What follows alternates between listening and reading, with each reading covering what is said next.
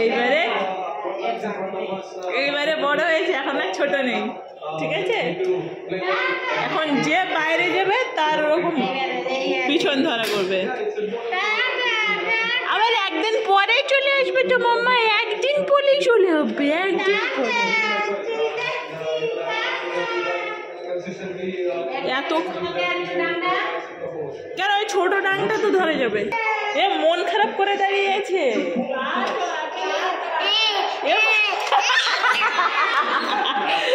হ্যাঁ কাঁদছে তো।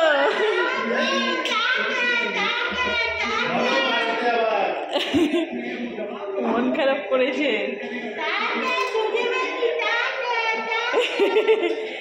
আবার একদিন পরেই চলে আসবে তো।